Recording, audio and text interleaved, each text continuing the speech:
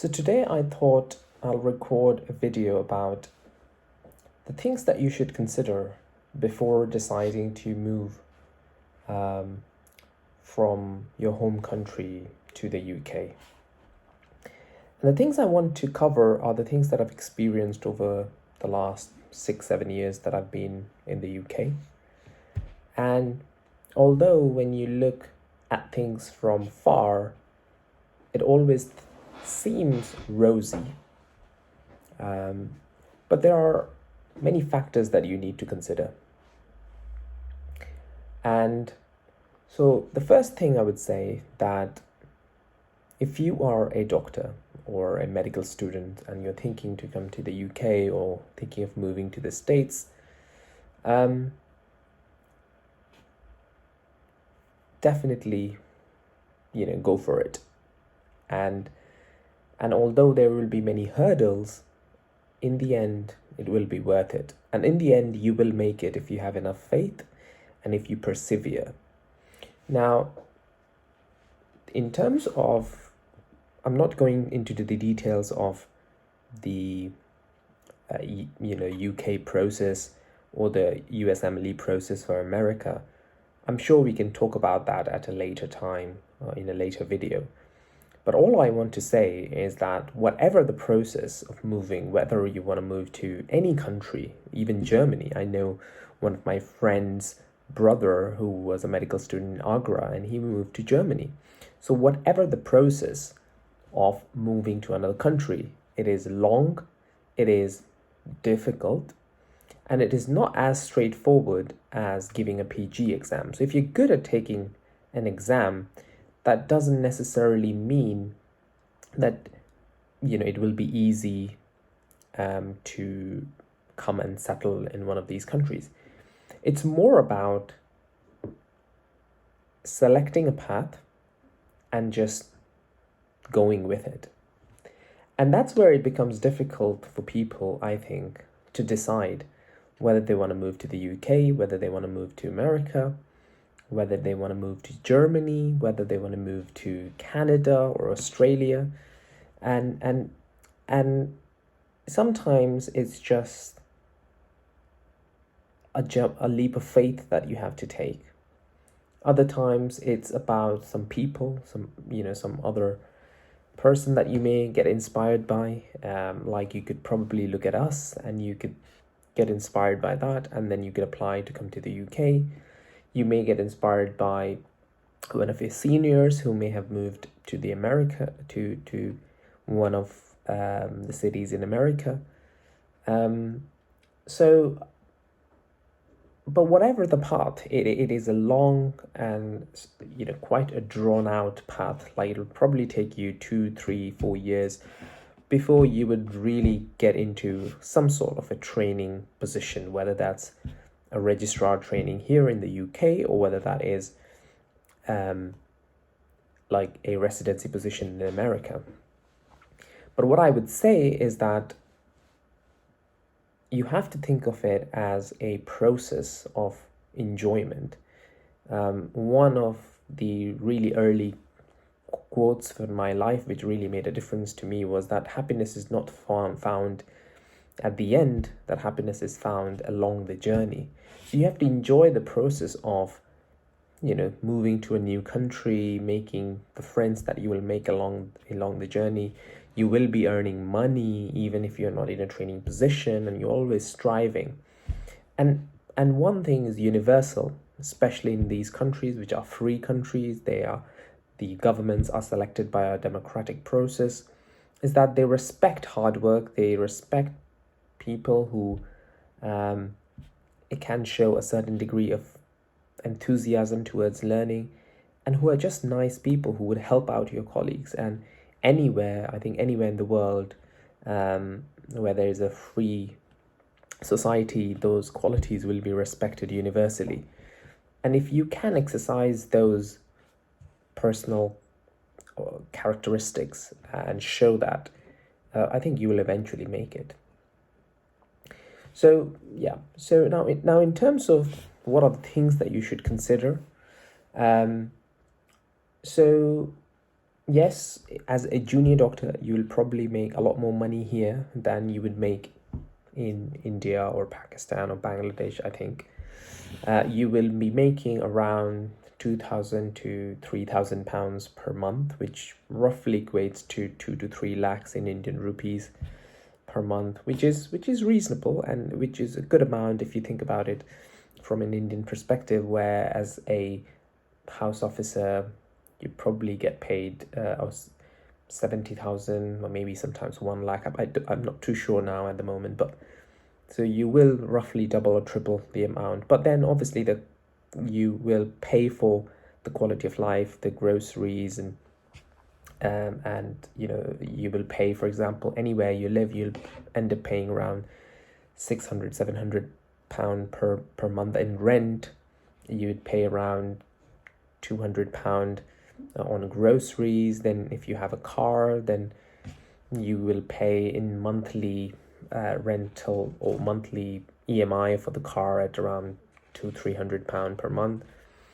But you can still save around £1,000 per month if you're reasonable, and if you so yeah. The other things to consider is that you will be living away from family, and at times during the last many years I did feel that did I make the right decision. You do feel a sense of sometimes as in you feel like you're in this one part of the world, and whether you're really making a difference to anyone's life. Like, your friends, your family will, do they remember you? Are you making a difference to people's lives? If you're back in India, you can actually make a difference to people's lives. You can set up, you can open your own hospital, you can open your own clinic, you can have a thriving business running, and then you can start helping the poor as well as start making money by running a business, and you can feel more important. While when you are here, you feel just a pawn in the whole system. But then again, it depends upon what and how you view your life as. So it's important to consider as to and get to know yourself. However, there is nothing from stopping me or stopping anyone from going back to India, and I think it's always a respected. It's well respected if you have worked abroad and you come back to India, because that just means that you have gained a more broader outlook and perspective on life. You have more exposure to evidence-based medicine, and it's not necessarily a bad thing. However, it can also be that if you stay long enough in countries like UK and USA and Australia and Canada, you just get more and more used to the lifestyle out here, and then you may not actually want to return back. And I don't know whether I will or will not. I would like to, but I sometimes think that do I have the strength and courage to go back and again, start everything from the scratch? Maybe I will, maybe I may not, but at the moment I'm just enjoying the journey. So being away from family and friends, feeling sometimes ignored and not as important. If you're somebody who wants to really have their own sort of enterprise, I think India is or countries in Southeast Asia you'll have more opportunities to expand your businesses. And if you want to have a plethora of hospitals and a brand of hospitals, you may well start early and get onto that side, rather than spending 10 years and training as a neurosurgeon or training as a radiologist. Because when you come to this country, you will be going back. You will, as I said, it will take you 2, 3, 4 years before you will settle or you will get into a registrar job. but it depends upon how you look at life as. Um, the um, the weather is another thing. Like you would have very cloudy weather in most days, and it rains quite a bit. And then in the winter months, for like 4 or 5 months, like at the moment, it's what 4:40 p.m. and you can see outside that's already dark. The sun has gone down. So that can sometimes be bit of a mood killer for many people. And but in general, I have found the weather, especially in the summer, to be quite good, and I enjoy it. I don't particularly like, very hot weather like in India. Um, but people have preferences, and I mean, I don't know. I always feel like humans will keep complaining wherever they go, so I try to be happy with the choices I've made. And yeah, I think the weather is good, but you will hear British people moaning about the weather all the time, and it's a good conversation starter as well. um I would say some other things that you need to think about is, um for example, what are your long-term goals? Do you need to do you need, I don't know, like if you want to raise a family, if you're a family oriented person, then you have a very good, social security system. You have good infrastructure in terms of police and security and crime and all of that, which helps. And it, you can say that it's more of a socialist system here in the UK compared to countries like America, which have a very capitalist driven system. And if you earn less money, then you will be living in an area where there will be more crime, or you will have less security. But if you come from a very wealthy family in India, for example, then you already have those things taken care of most of the times, because you will have, I don't know, like a private, like a driver or a staff, or even bodyguards who can take care of you, and you will be walking around in a social circle which is privileged. And then coming to the UK may not be necessarily a great idea, because you will probably come and integrate in the middle class here rather than the higher class. Um, so for me, um, me and Jivika, we really like it out here, because we both are more oriented towards living a good family life. My brother is out here in Oxford as well. He's a spinal neurosurgeon. So we get to spend time with our family, but at the same time, obviously, in Britain, you would have less openness, I would say. Like, people in general in the UK are very, I would say, very polite. They're very cultured. They would give you your space. They are, I would say, very proper, and they would try to do the right things. But I wouldn't say that they're necessarily they wouldn't intrude into your life. So you can have a very private life, and nobody would interfere in what you want to do or what you plan to do. And for some people, it may be a deal breaker, because I know people who are very, very outgoing, extrovert, and they didn't really like when they came to the UK, because they wouldn't they would expect a more welcoming nature from the the resident British people. But